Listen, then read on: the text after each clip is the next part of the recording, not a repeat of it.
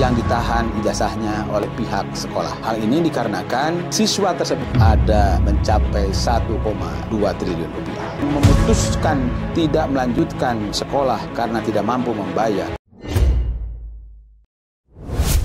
Assalamualaikum warahmatullahi wabarakatuh. Jumpa kembali di channel YouTube Perkumpulan Inisiatif. Aksi nyakompet daunkeun dalam penghakiman dan penghukuman oleh Deddy Mulyadi sebagai Gubernur Jawa Barat kembali terjadi. Setelah kemarin menghakimi dan menghukum soal hibah dan bansos provinsi yang disalurkan ke sekolah-sekolah agama, majelis taklim, DKM, masjid, pesantren yang dinilai ugal-ugalan, berulang, dan hanya disalurkan yang punya kaitan politik. Sekarang KDM melakukan kembali. Yang jadi sasarannya adalah para pengelola sekolah menengah swasta korbannya. Santer beberapa waktu lalu di media massa banyak lulusan sekolah menengah swasta yang ditahan ijazahnya oleh pihak sekolah. Hal ini dikarenakan siswa tersebut masih nunggak atau belum melunasi tunggakan iuran. Dan menyedihkan memang, menurut informasi total hutang tunggakan iuran siswa sekolah tersebut, sekolah menengah di Jawa Barat itu ada mencapai 1,2 triliun rupiah. Dan kejadian ini langsung direspon oleh Deddy Mulyadi sebagai Gubernur Jawa Barat dengan 3 tuntutan. Yang pertama, mengancam akan mengaudit bantuan pendidikan menengah universal atau BPMU yang telah diberikan oleh pemerintah provinsi pada sekolah swasta. Yang kedua, mengancam akan mengubah BPMU yang asalnya bantuan tersebut untuk operasional sekolah swasta menjadi beasiswa langsung ke siswa. Dan yang terakhir atau yang nomor 3, meminta agar sekolah menyerahkan ijazah tersebut pada siswa karena pemerintah provinsi telah menggelontorkan BPMU tahun ini, yaitu tahun 2025, sebanyak 600 miliar. Dan itu merupakan setengahnya dari total hutang atau yang mandat yang belum dibayarkan oleh pihak siswa kepada pihak sekolah. Walau sekilas terlihat hebat dan membela rakyat miskin, aksi gagah ini membawa narasi implisit yang menghakimi dan menghukumi sekolah swasta sebagai sekolah yang berorientasi cari duit semata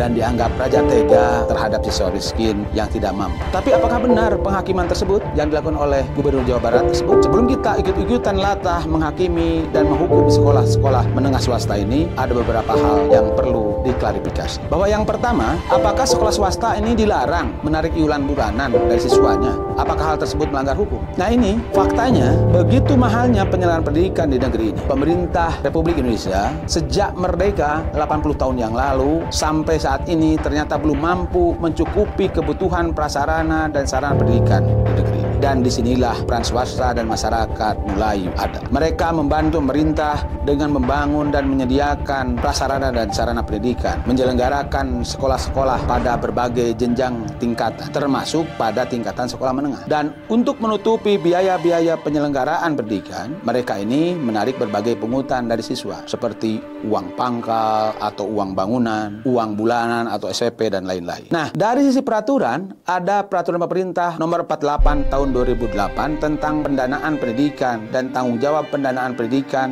oleh penyelenggara atau satuan pendidikan yang didirikan masyarakat. Di antaranya, itu harus berada di tangan masyarakat itu sendiri. Sehingga pungutan iuran biaya pendidikan yang dipungut sekolah swasta dari siswa itu tidak bisa disalahkan. Karena memang dibutuhkan oleh sekolah untuk menyelenggarakan pendidikan. Singkatnya, tidak ada hukum, tidak ada aturan yang dilanggar saat terjadi pungutan di sekolah swasta. Yang kedua, bagaimana kontribusi pemerintah provinsi pada pemenuhan kebutuhan biaya pendidikan di sekolah menengah? Sekolah gratis ini adalah narasi jualan politik yang cukup laku yang dilakukan oleh para politisi. Dan itu juga salah satu jualan gubernur sebelumnya Ridwan Kamil dan UU Ruzanul Ulum dengan tagline sekolah juara. Itu dimulai tahun 2018-2019. Tapi pendidikan tidak pernah dan tidak bisa gratis ternyata. Untuk menyelenggarakan pendidikan itu harus ada bangunan sekolah yang harus dibangun dan dipelihara. Ada guru yang harus digaji, ada penjaga sekolah, ada tata usaha, kebutuhan air, listrik, kapur tulis, alat tulis buku, perpustakaan, dan komponen operasional lainnya membutuhkan banyak biaya. Singkatnya, biaya pendidikan itu ternyata mahal. Kadung janji, RK dan UU ini pun menggratiskan sumbangan pembinaan pendidikan atau SPP atau iuran bulanan kepada peserta didik, yaitu SMA dan SMK swasta di Jawa Barat ini. Dan hal ini dilakukan dengan memberikan pada sekolah sebagai pengganti iuran tersebut berupa hibah. Dan sejak tahun 2019, Pemprov Jabar ini menyalurkan bantuan pendidikan menengah universal atau BPM untuk sekolah swasta, termasuk di dalamnya madrasah aliyah. Dan sejak tahun 2020 untuk sekolah negeri juga Pemprov Jabar menyalurkan biaya operasional pendidikan daerah atau BOPD yang diberikan pada SMA, SMK, dan SLB negeri. Baik BOPD maupun BPMU, cara penghitungannya, besaran yang diberikan kepada setiap siswa itu mirip dengan bantuan operasional sekolah dari pemerintah pusat. Dan besaran BOPD dan BPMU diberikan pada sekolah berdasarkan jumlah siswa yang dimilikinya. Pada awal peluncurannya, pada bulan Juli tahun 2020, sekolah itu mendapatkan bantuan untuk setiap siswanya kisarannya di 1,7 sampai 1,9 juta per siswa per tahun. Tidak bisa dipungkiri, bantuan yang diberikan pemerintah berupa pos pusat, BOPD, dan BPMU dari provinsi ternyata tidak bisa mencukupi kebutuhan biaya pendidikan yang harus ditanggung oleh sekolah. Terlebih bagi sekolah swasta yang menanggung sendiri seluruh biaya tanpa bantuan APBD atau APBN. Seperti misalnya biaya investasi lahan, pembangunan ruang kelas, pemeliharaan bangunan, dan lain-lain. Dan untuk menutup kebutuhan inilah pihak sekolah swasta menarik iuran dari peserta didik. Tidak semua siswa di Jawa Barat ini bisa ditampung di sekolah negeri. Sebagian siswa Jabar ini harus menempuh pendidikan di sekolah swasta. Dan sayangnya, tidak semua siswa yang gagal masuk ke sekolah negeri ini memiliki kemampuan secara ekonomi. Dan sebagian dari mereka memilih tidak melanjutkan pendidikan. Sebagian lain masuk ke sekolah swasta meskipun harus kesulitan untuk membayar berbagai pungutan atau iuran tersebut. Dan untuk menangani permasalahan ini, pemerintah Provinsi Jawa Barat mengeluarkan kebijakan yaitu mengalokasikan bantuan beasiswa untuk keluarga ekonomi tidak mampu atau KETM. Dari data penjabaran APBD Jawa Barat yang bisa didownload dari website CDIH Jawa Barat, diperoleh informasi bahwa pemerintah provinsi telah mengalokasikan anggaran yang tidak sedikit untuk pendidikan ini. Setiap tahunnya sekitar 1,7 triliun dialokasikan dalam bentuk BOPD untuk membantu biaya operasional SMA, SMK, dan SLB negeri. Kemudian sekitar 600 sampai 900 miliar rupiah dialokasikan dalam bentuk BPMU untuk SMA, SMK, dan SLB swasta. Dan sekitar 7 miliar itu dialokasikan untuk siswa yang berasal dari keluarga ekonomi tidak mampu atau KET. Dan warisan rejim RK dan UU ini masih dijalankan sampai hari ini oleh pemerintah provinsi sampai saat ini. Walaupun besarannya terjadi penurunan. Dan bahkan alokasi KETM dihilangkan oleh Deddy Mulyadi di tahun 2002. Kemudian apakah salah jika sekolah swasta menahan ijazah siswa lulusannya yang masih memiliki tunggakan iuran? Mungkin salah, mungkin juga tidak. Tetapi yang jelas tindakan ini kurang bijak lah.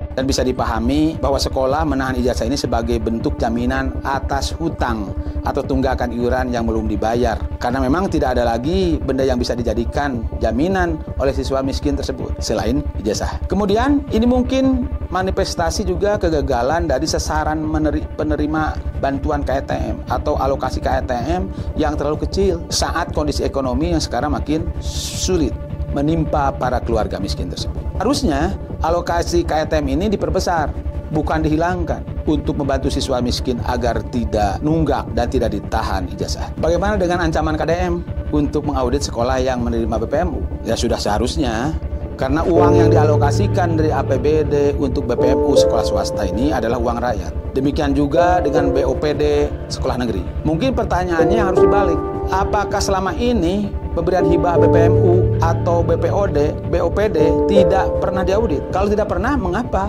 Kalau pernah, mana hasilnya? Lalu bagaimana dengan ancaman KDM untuk menghentikan BPMU dan mengubahnya menjadi beasiswa untuk siswa miskin? Ya, boleh-boleh saja sih. Sepertinya tidak ada larangan. Tapi pertanyaannya bagaimana jika sekolah swasta kemudian menaikkan pungutan iuran dari siswanya untuk menutupi kekurangan biaya operasional yang selama ini ditutupi oleh dana BPM? Sudah bisa dipastikan akan lebih banyak lagi siswa yang memutuskan tidak melanjutkan sekolah karena tidak mampu membayar, atau lebih banyak lagi kasus penahanan ijazah yang lulus di sekolah swasta, dan masalahnya akan semakin besar. Beasiswa bisa jadi solusi atas permasalahan tersebut, tapi siapa yang bisa menjamin bahwa siswa atau keluarganya menggunakan uang beasiswa tersebut untuk membayar pungutan iuran sekolah. Di tengah kondisi perekonomian yang makin berat ini, godaan untuk menggunakan uang beasiswa untuk konsumsi kebutuhan sehari-hari semakin besar. Belum lagi ekses yang mungkin terjadi seperti permasalahan teknis pendistribusian beasiswa, penentuan siapa siswa miskin yang berhak mendapatkan beasiswa tersebut dan bagaimana pengawasan pelaksanaannya. Atau muncul juga kecemburuan dari siswa sekolah negeri karena mereka tidak menerima beasiswa dan lain sebagainya. Singkatnya, pengalihan BPMU menjadi beasiswa bukan tanpa masalah, bahkan bisa menimbulkan masalah baru yang tidak kalah rumit dan pelik. Dan terakhir, bagaimana dengan tuntutan membebaskan seluruh ijazah yang ditahan sekolah karena KDM merasa sudah menyalurkan BPMU senilai 600 miliar ke sekolah menengah swasta? Ya, sah-sah saja sih. Bahkan hal tersebut menunjukkan keberpihakan pada siswa. Tapi hal tersebut tidak menyelesaikan masalah pembiayaan sekolah swasta, serta bisa menunjukkan bahwa ketidakpedulian pemerintah pada sekolah swasta yang telah membantu terlaksananya pendidikan di negeri ini atau di provinsi ini. Jadi di sini siapa yang kemudian jadi raja tega atau yang tidak tahu cara berterima kasih, itu kami persilahkan kepada Anda semua untuk menilai. Wassalamualaikum warahmatullahi wabarakatuh.